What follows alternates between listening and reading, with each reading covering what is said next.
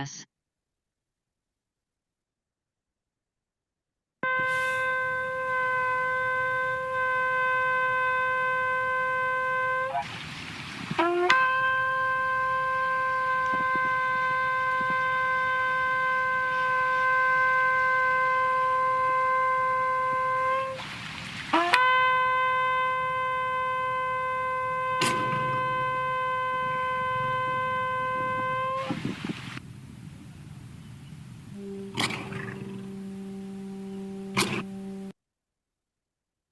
In spiritual growth with the nomadic moray, which presents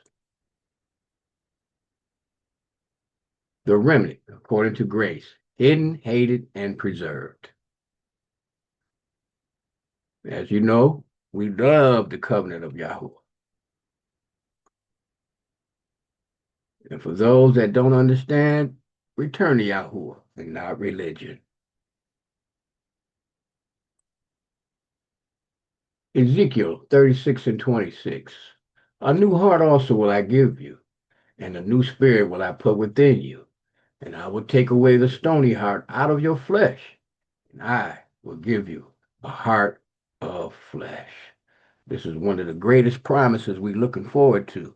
But we can only reach it or even try to attain it by keeping covenant. So our mindset here is that we will defend our culture and we are 100% devoted to our king. No questions, we will die for him and the kingdom. And we follow covenant, simple and plain. So this is what we do here.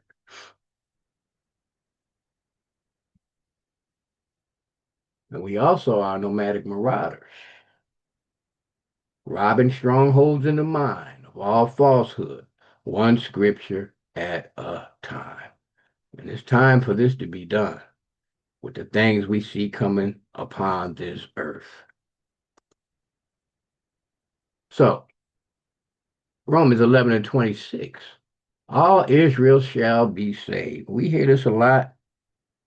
Uh, we hear some people say that all Israel is going to be saved no matter what they do, even if they die, they're going to be in their sin, they're going to be, and was lawless, they're going to be brought back, and then they're going to be in the kingdom.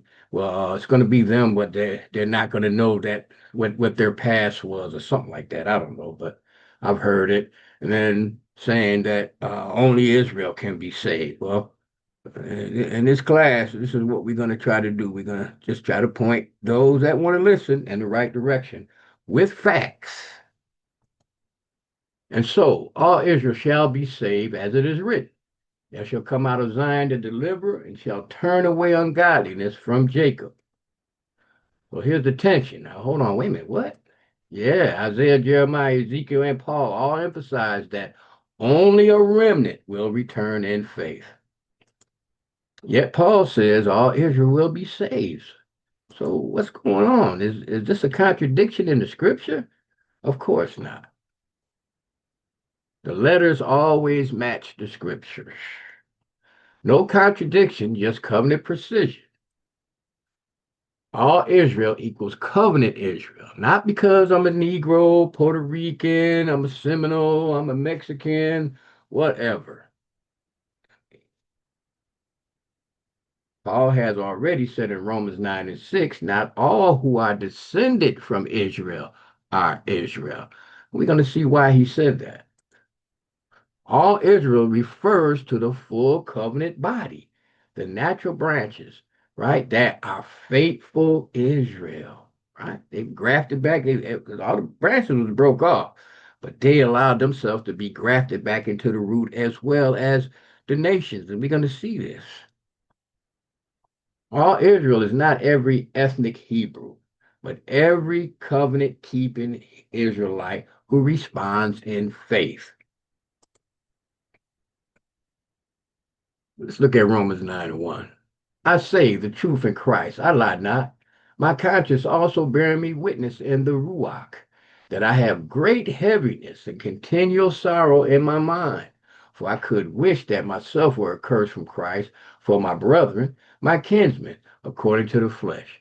who are Israelites, to whom pertaineth the adoption and the glory and the covenants and the giving of the law and the service of Yahuah the priest and the promises, whose are the fathers, and of whom, as concerning the flesh, Christ came.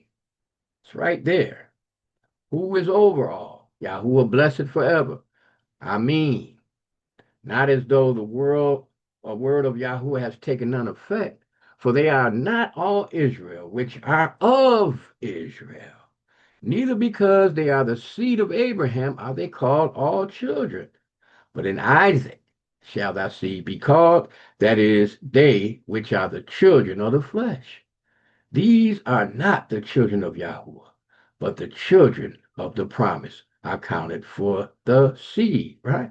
A true seed, one that responds to the water and the sunshine and the word that fertilizes it and gives it strength to produce fruit.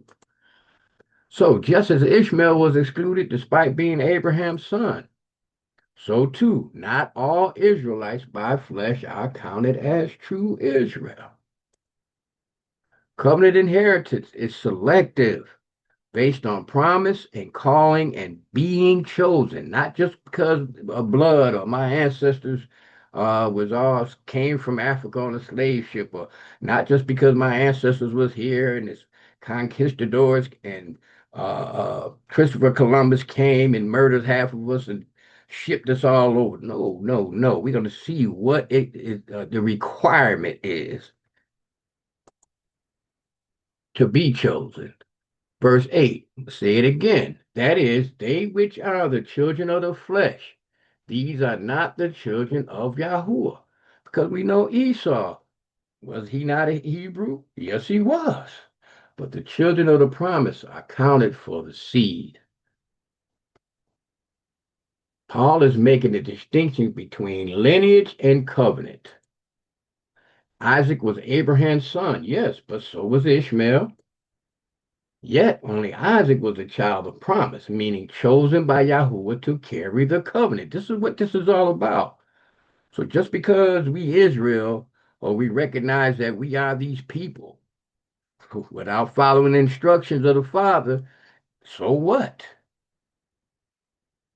Paul is saying not all physical descendants are covenant heirs.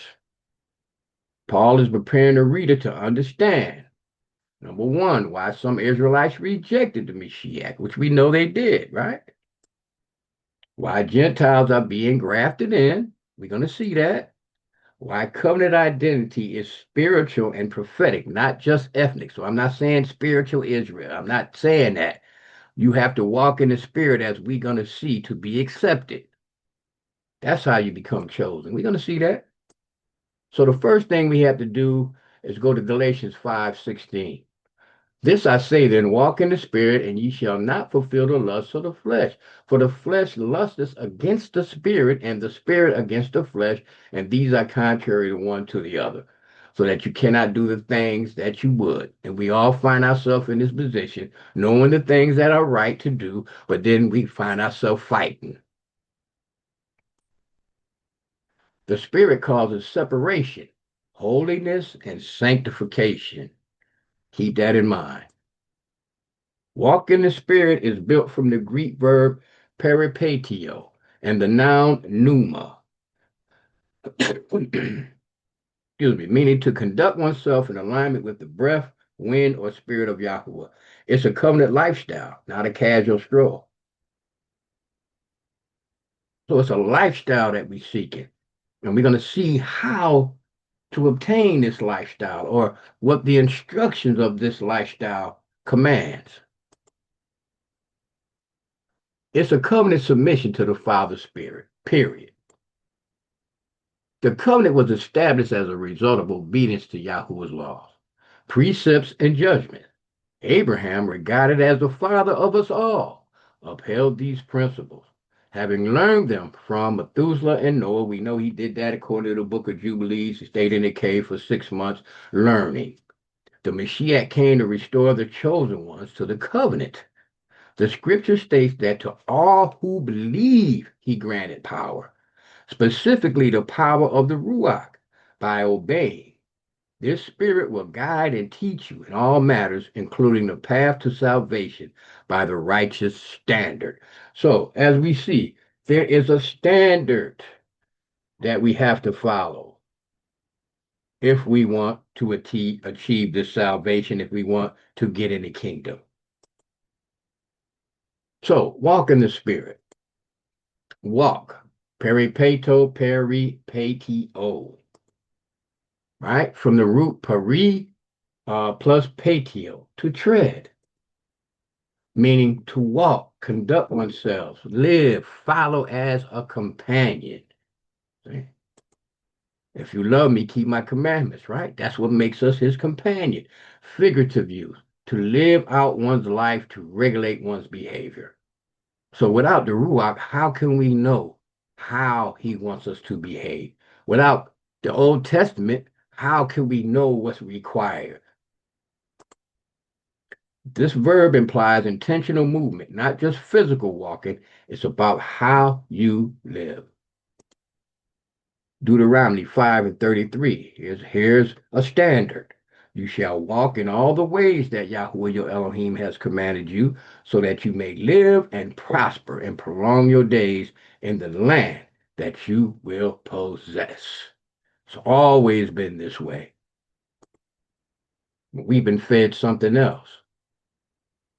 Romans 8 and 4, so that the righteous standard of the law might be fulfilled in us, who do not walk according to the flesh, but according to the Spirit. Psalms 119 and 1, blessed are those whose way is blameless, who walk according to the law of Yahuwah. And we know the only way you can actually walk in the law of Yahuwah is if you are in Christ, right? It's a formula. So Numa is not just a ghost, it's the breath of Yah, the wind of holiness, which gives the power to walk uprightly, because you cannot do it on your own. Proven fact. It's only one that could. So the sole path to being recognized and integrated is to submit to the Spirit, following its guidance faithfully, while consciously rejecting the customs and actions prevalent in the surrounding cultures that we are captives in. Right? Because we follow everything around us. We believe everything around us. We base our lifestyle on what somebody told us how our lifestyle is supposed to be. Not because I'm black and my ancestors were slaves and I wear the garments of the curse. The garment is worn by choice, and without submission to Yahuwah and his counsel, we will continue to wear it. So there's like really no excuses. When people, well, they had a hard life. Well, it's tough out here. There's nothing. Listen, again, the garment is worn by choice because the standard that is the Father put forth is rejected. Tell me if the word of Yahweh is not true. How could you have a people that has been completely robbed and spoiled for centuries? A people whose existence has fed nations because of disobedience and blindness. A people that no matter how much you try to warn them, they won't listen, while the nations laugh and whisper to themselves while gorging themselves on our flesh and selling us all things unlawful and keeping our minds captive and thus controlling our emotions. Because most people, if you can control their emotions, you control their mind. That's I've never been a pimp, but that's the oldest game in the world. So what we have to do is tell America, keep your dream. I'm not interested. Not at all. I trust in Yahuwah. I depend on him for everything that I have. So let's look at this remnant now. So we got this word remnant sharit, Strong's number 87611, from the root sha'ar, to remain, to survive. So the core meaning is the survivors, the leftovers, the preserved ones, those who remain after judgment, not instead of judgment. Brown Driver Briggs gives us, it says it's a residue, a remainder, survivors of a calamity. That's going to be very important later. Preserved for the covenant purposes. Klein, right? This is another interlinear, the etymology of Hebrew words and dictionary by Klein. Related to Aramaic, sha'ar, to remain, carries the idea of intentional preservation, not accidental survival. So intentional preservation. Let's keep this moving. The remnant is the first fruits, not the whole harvest. And so we understand this is why we keep these feasts, because they teach us what all these things mean. The first fruit is always the best, right? The best that you have to offer. And when you bring that, then he's going to bless you with abundance. But you have to trust him with giving him the first that you gather and the best. So why? This is what he's looking for with us. He wants us, the remnant, the best, the first fruits. At this present time, there's a remnant according to the election of grace. The remnant is the seed, the first fruits, the guarantee of the full ingathering, the sure seed. The remnant is not the limit, it's the beginning of the restoration. We're going to see that too by the time we get done with all of this. So, the election, not the very elect, because there's no such word as very. You do your research, you'll see that was added. Right? Eclat, G number 1589. Right? Selection. Right? So, in other words, you selecting or choosing to divine appointment, chosen by grace. Romans 9 and 11, and we're going to look at 11, verse 5 through 6. Not of works, but of him who calls. Well, you could be as good as you want on your own. Doesn't matter. If he don't call you, then it's nothing. Romans 11 and 5. Even so then, at this present time also, there is a remnant according to the election of grace. Second Thessalonians 2. Yahuah has from the beginning chosen you to salvation through sanctification. That's why you're up here looking at these lessons. A sealed scroll of life, names written before time, opened only by the Lamb. And the only way it's going to stay there and not be blotted out if you follow the standard. To be hated by the counterfeit is to be hidden in the covenant. Because if you really walk in this thing, you're going to be a very lonely person, right? You're supposed to be anyway. If you walk in this thing right, anybody that's not should not be finding no joy in being around you. A torn garment, marked by suffering, yet stitched with the threads of grace, that which comes from Mashiach, because we're in him. This remnant is preserved, appointed, and called, not by human effort, but by divine mercy. So, set apart and chosen. Listen to me, my people, and give ear to me, O my nation. Isaiah chapter 51. For law will proceed from me, and I will make my justice rest as a light of the peoples. My righteousness is near. My salvation has gone forth, and my arms will judge the peoples. The coastlands will wait upon me, and my arm they will trust. That's a whole nother thing. Man, I would like to tear this up right now, but that's okay. We don't want to give it. We don't want to give away anything. We just want to keep walking with it. So, and I will make my justice rest as a light of the peoples.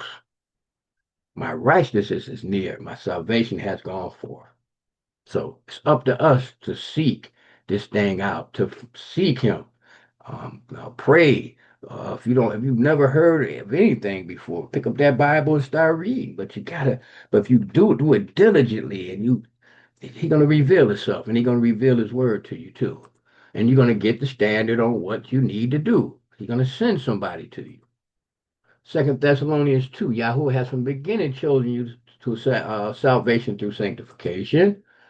For he chose us in him before the foundation of the world to be set apart, blameless in his presence in love. So when he says in love, all we got to do is go to First John chapter 3, I think 3 and 4. It's going to tell you what love really is. First Peter 1 and 2, according to the foreknowledge of Yahuwah the Father and sanctified by the Spirit for obedience to Yahshua Christ and sprinkled by his blood. Because he told you, if you love me, keep my commandments.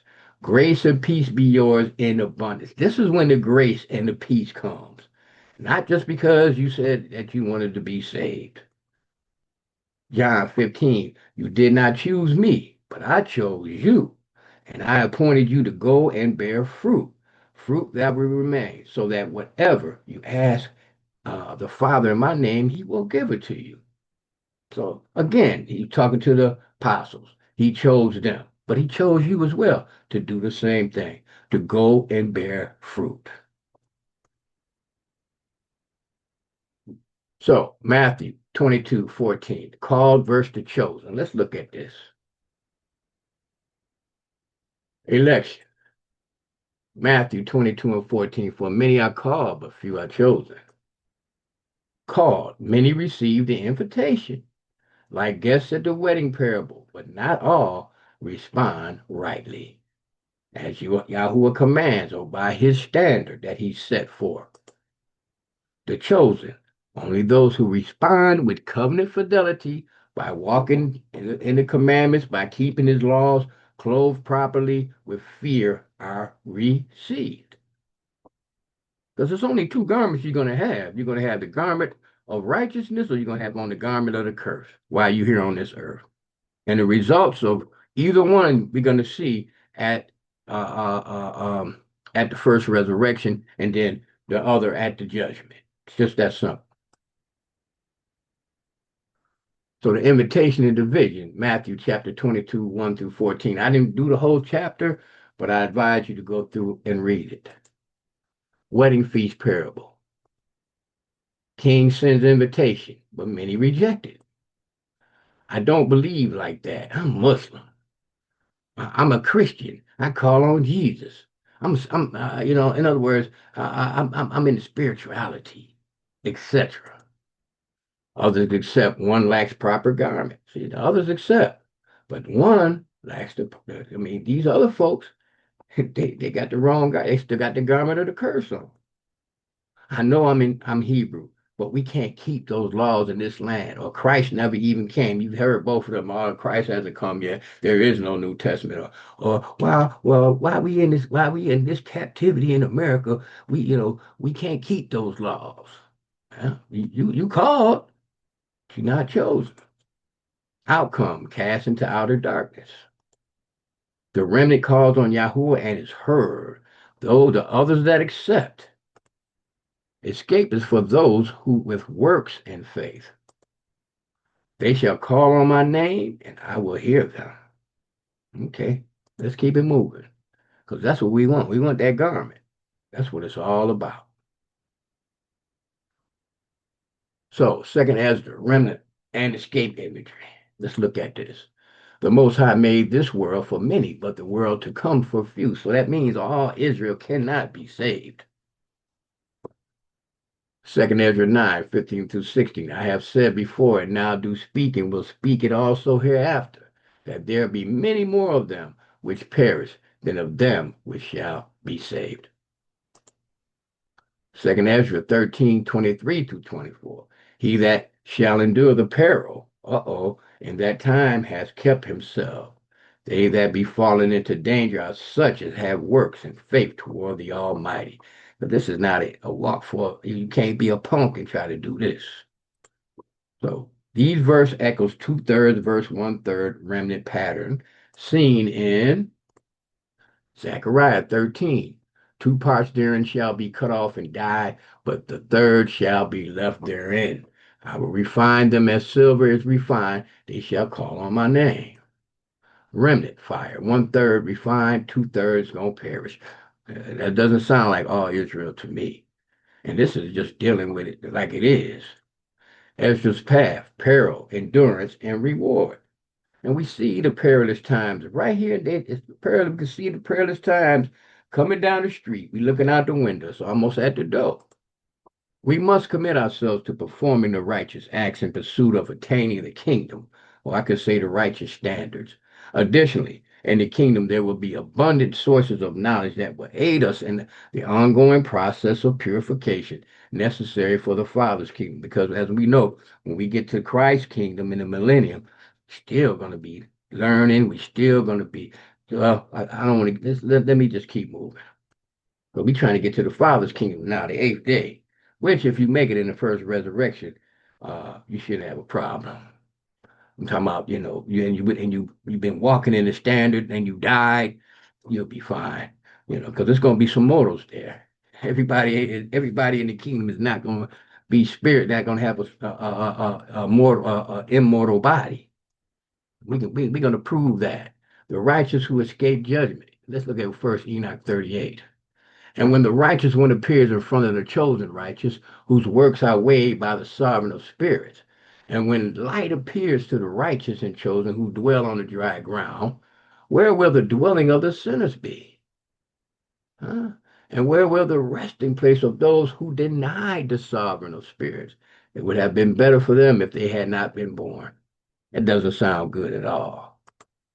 And when the secrets of the righteous are revealed, sinners will be judged and the impious driven from the presence of the righteous and the chosen. So it doesn't say anywhere I've ever read where you're gonna be able to come back to life and not know who you are, but still be in the kingdom.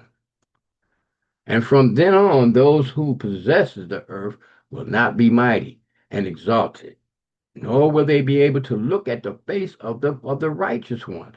For the light of the sovereign of the spirits will have appeared on the face of the set apart, the righteous and the chosen, not the called, the set apart holy, the righteous and the chosen.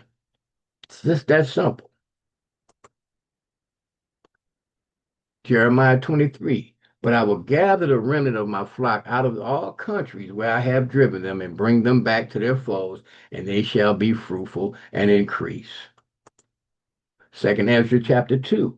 The number of thy children whom thou longest for is fulfilled. So that's what we're waiting on now. Beseech the power of the sovereign that my people, which have been called from the beginning, may be hallowed. Let's look at this rich verse poor. Enoch 48. Mashiach was chosen as well. Let's get to him and then we're going to get to this rich verse poor.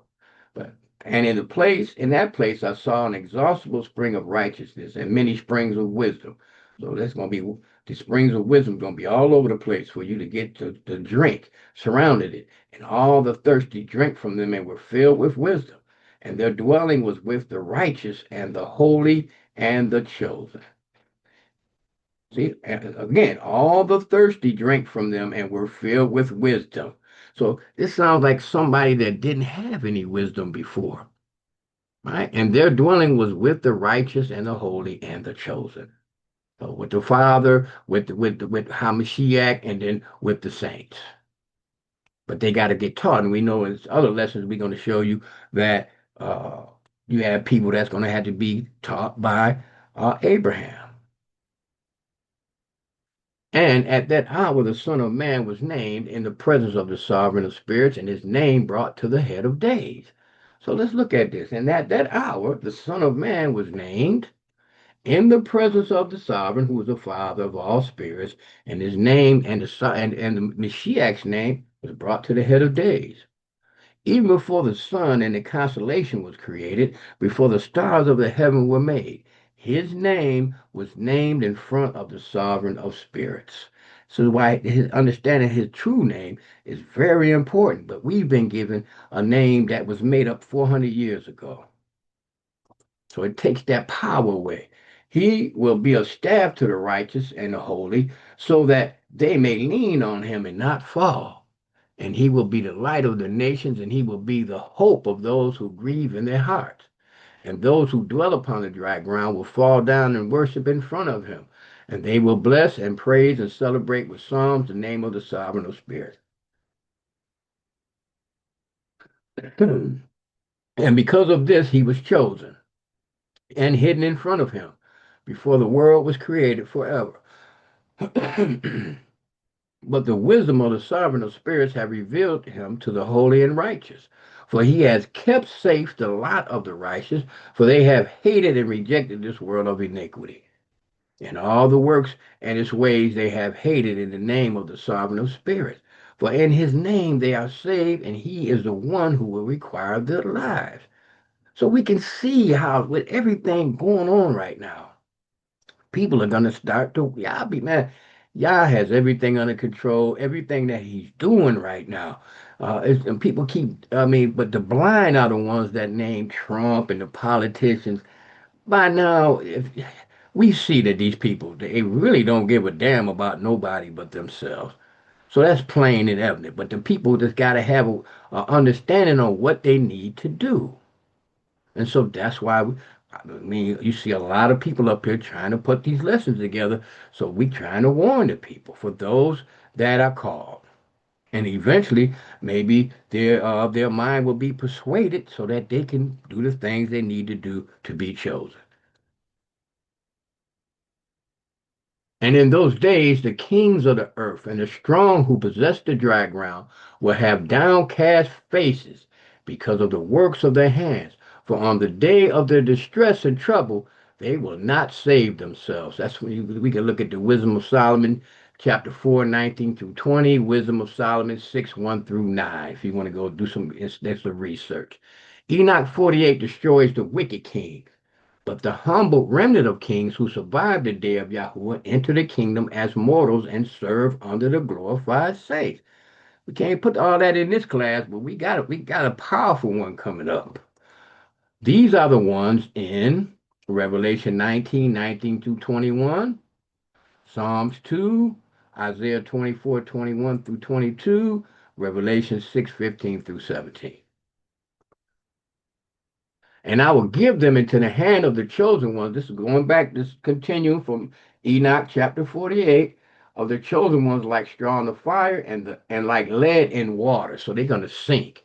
So they will burn in front of the righteous and sink in front of the holy, and no trace will be found of them. I gave you a whole slew of scriptures up here where you can go and check it out. And on the day of their trouble, there will be rest on the earth, and they will fall down in front of him and will not rise. And there will be no one who will take them with his hands and raise them, for they denied the sovereign of spirits and his Mashiach. May the name of the sovereign of spirits be blessed. Now, Wisdom of Solomon, chapter 12. You are righteous, and you rule all things righteously, deeming it alien to your power to condemn anyone who does not deserve to be punished. Because I mean, if you follow the standard, you don't have a problem. For your strength is the source of righteousness, and your sovereignty over all causes you to spare all those that tried to practice the righteous acts, all those that was trying to walk in the standard.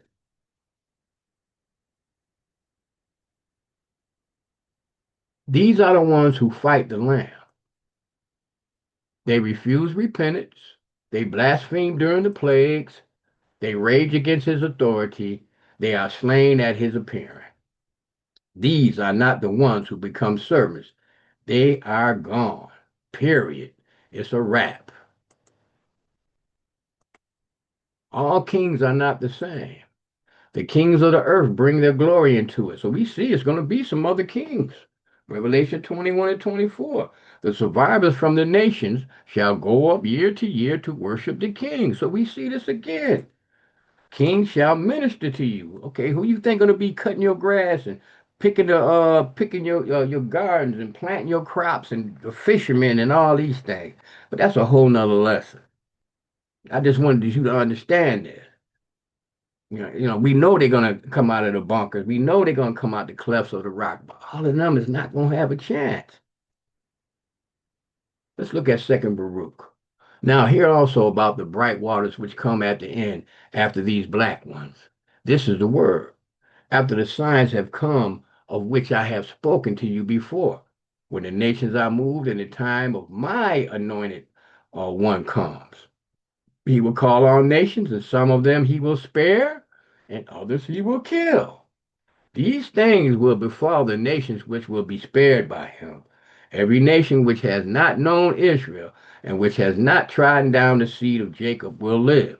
And this is because some from all the nations have been subjected to your people. All those now who have ruled over you or have known you will be delivered up to the sword. You just got to understand that. That's why I don't envy any person that has money, because it's for what? And it will happen that after he has brought down everything which is in the world and has sat down in eternal shalom, on the throne of the kingdom. And then joy will be revealed and the rest will appear. And then health will descend it and do. And illness will vanish, and fear and tribulation, lamentation will pass away from among men. And joy will encompass the earth. Because we see this fear and tribulation is growing day by day. And nobody will again die untimely, nor will any adversity take place suddenly. Unjust judgment, condemnations, contentions, revenges, blood, passion, zeal, hate, and all such things will go into condemnation since they will be uprooted. For these are the things that have filled this earth with evils, and because of them, life of men came in yet greater confusion. And right now we see the confusion is mounting. All right, let's look at this inheritance. All right. The Testament of Benjamin, chapter 10. After he had spoken these things to them, he said, You know then, my children, that I am dying. Do the truth, each of you, to his neighbor. Keep the law of the sovereign and his commandments. So this is yet another book telling us the same thing. For I leave you these things instead of an inheritance. Give them then to your children for an eternal possession. So this is the true inheritance, not the money. This is what Abraham, Isaac, and Jacob did. They gave us all these things as an inheritance, saying, Keep Yahuah's commandments until the sovereign reveals his salvation to all the nations. So again, why would he reveal his salvation to the nation, all the nations, if if they couldn't be in the kingdom? And then you will see Enoch and Seth and Abraham and Isaac and Jacob being raised up at the right hand in great joy. Then also be raised, each of us, over our tribe, and we shall prostrate ourselves before the heavenly King.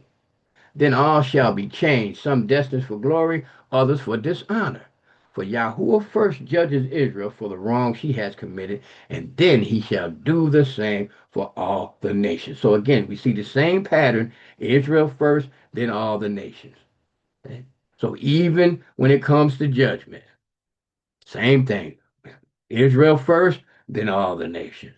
Always Israel first in every situation. But people never mention that part. They always, well, Israel gets everything. Well, you're going to be judged first, too.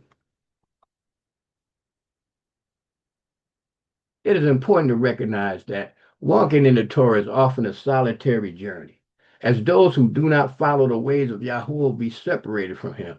He will remove companions who are not aligned with him, as he has called you, not them. That's what we have to keep in mind. As stated in John 15 and 19, the world will oppose you, and one must also endure the furnace of affliction. Traditional Christianity often emphasizes blessings and trials, but overlooks the reality of suffering.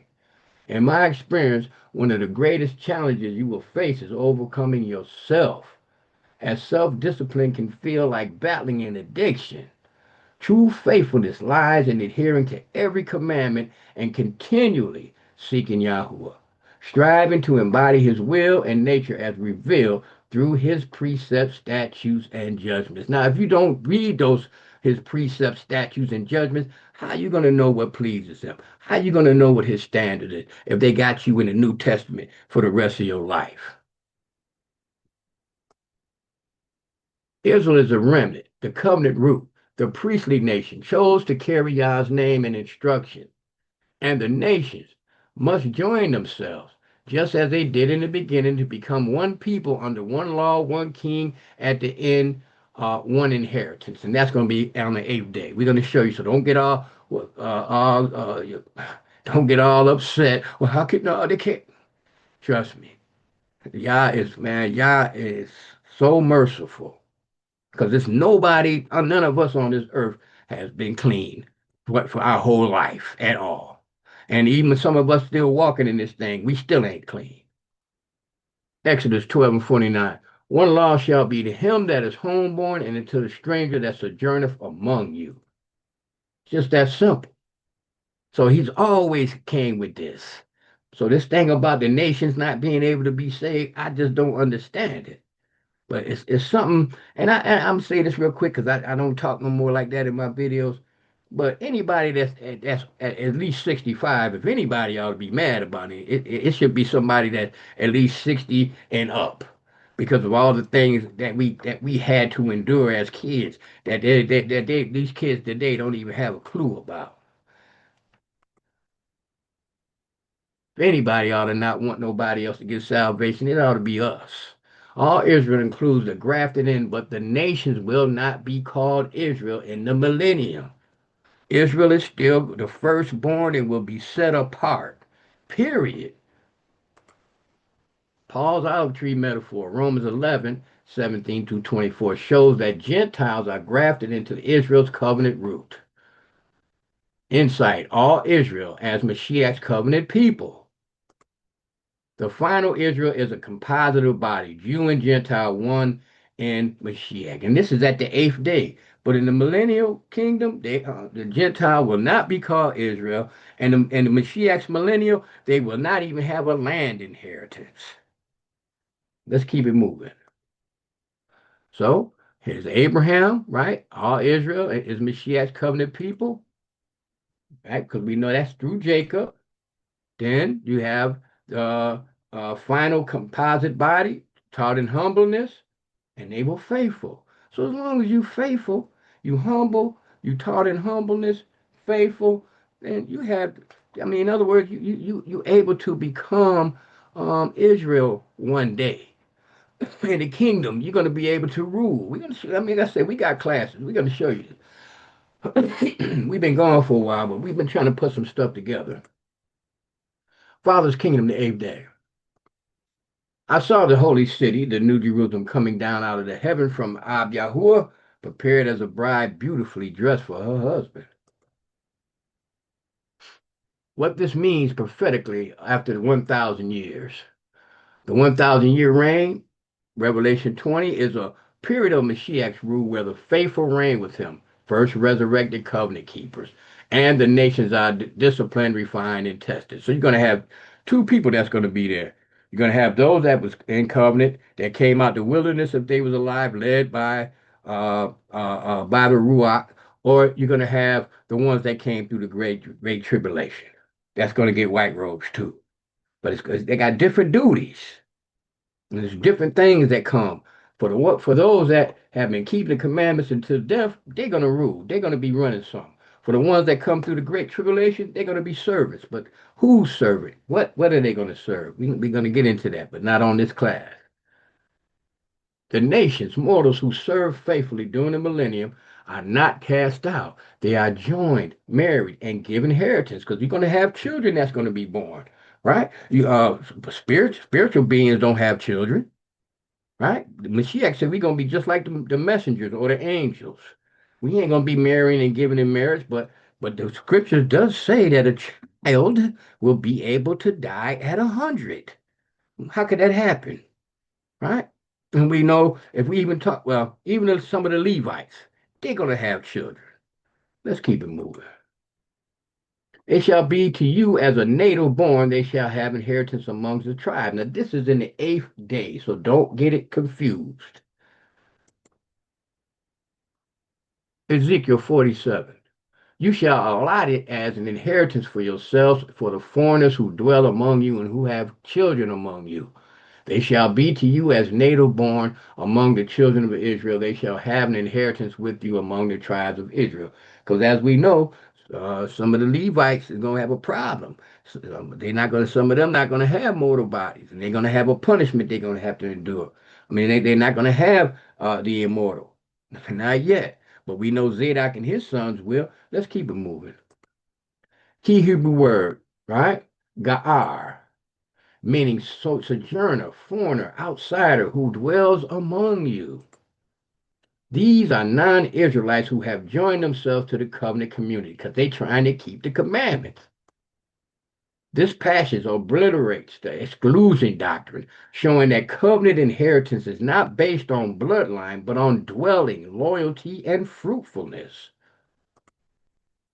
which refers to a sojourner, resident, alien, or foreigner who dwells among Israel. This is what he's talking about, those that have joined themselves. What this means prophetically. Foreigners who dwell among Israel equals grafted in nations. Marriage, inheritance, and oneness. Bear children among you equals covenant fruitfulness and generational loyalty.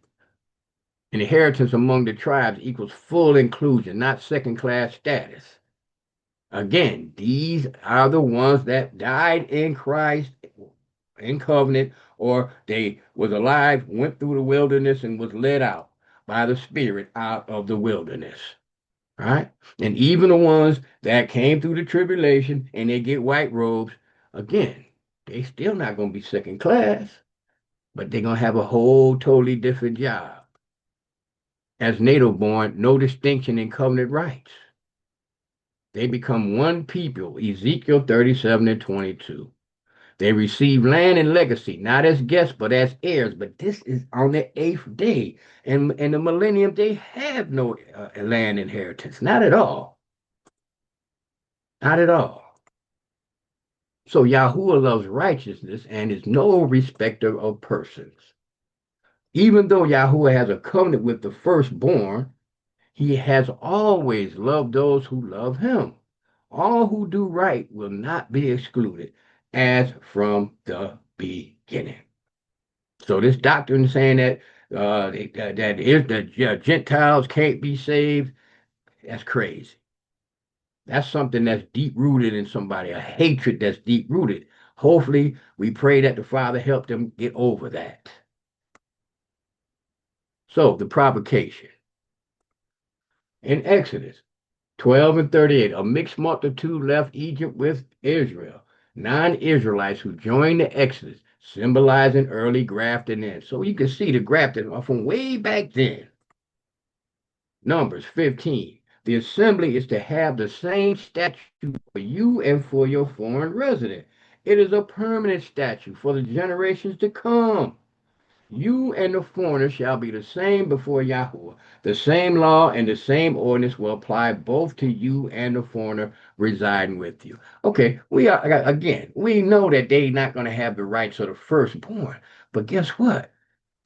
They still got the same rights because they earned it through loyalty. So, Gentile inclusion. Gentiles are grafted in, not replacing Israel, but joining the covenant through trembling in faith. Romans 11. Ruth, the Moabite, is a perfect example. She didn't replace Naomi. She clung to her and was grafted into the promise. Warning, do not boast. Covenant inclusion is conditional on faith and truth of Yahuwah and recognizing his people. So we have people that's trying to walk in this thing, but for some, again, they have something in their mind they got to get out of it too, because they hate to acknowledge who Israel really is. And they got to get past that. Romans 11 and 21, for if Yahuwah spared not the natural branches, take heed lest he also spare not you, Gentile. The tree is not Israel or the church. It is the covenant structure rooted in Mashiach. All branches must abide in trembling faith. All of them, everybody. Romans 11 and 11, the provocation strategy. I say then, have they stumbled that they should fall? Yahuwah forbid, but rather through their fall, salvation has come to the Gentiles for to provoke them to jealousy. So the Greek word provoke to jealousy, parazilu. Strong's number 3863, meaning to stir, to zeal, provoke, to emulate, incite to desire. So instead of you desiring because they got the big house, the yacht, and the mansion, being Elmer J. Fudd with a mansion and a yacht, this supposed to make you say, well, man, this supposed to make you turn back to him, not desire their ways. Yah didn't cast off Israel. He used the nation's salvation to stir Israel's return. It's wild, isn't it? The very nations that were once outsiders, strangers, and servants are now being used by Yah to provoke Israel back to covenant. It's not just a twist, it's a divine strategy. Prophetic pattern. Partial hardening, then mercy. Blindness in part has happened to Israel until the fullness of the Gentiles come in. When we see the fullness of the Gentiles is coming to a close. This implies a sequence, temporary hardening, Gentile ingathering, Israel awakening. The hardening is not permanent, it's part of the covenant drama that leads to mercy. Of the rock that begot thee, thou art mindful, and hast forgotten Yahuah that formed thee. And when Yahuah saw it, he hated them because of the provoking of his sons and of his daughters.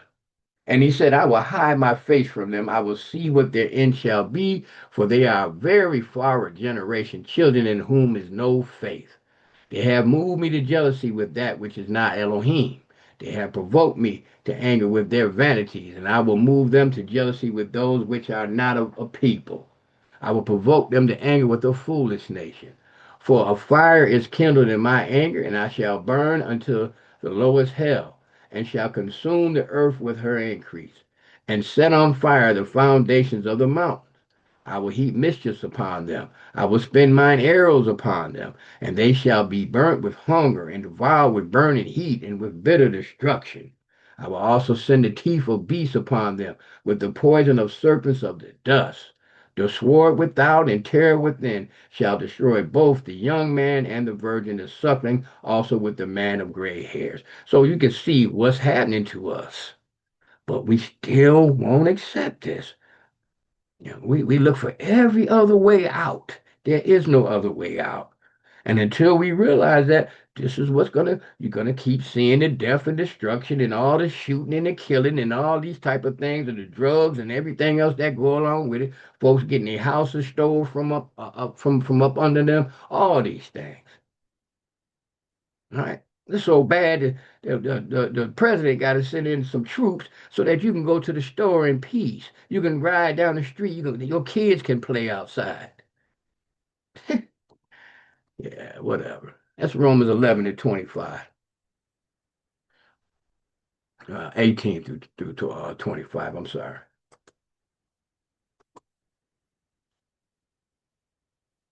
So hear but do not understand. Isaiah 6, blindness. Right here, but do not understand, see, but do not perceive. And he said, go and tell this people, hear you indeed, but understand not, and see you indeed, but perceive not. Make the heart of this people fat, and make their ears heavy, and shut their eyes, lest they see with their eyes, and hear with their ears, and understand with their heart, and convert and be healed. Isaiah 29, 9 through 10. A deep sleep. Yahuwah pours out a spirit of deep sleep. Prophets and seers are blind as well.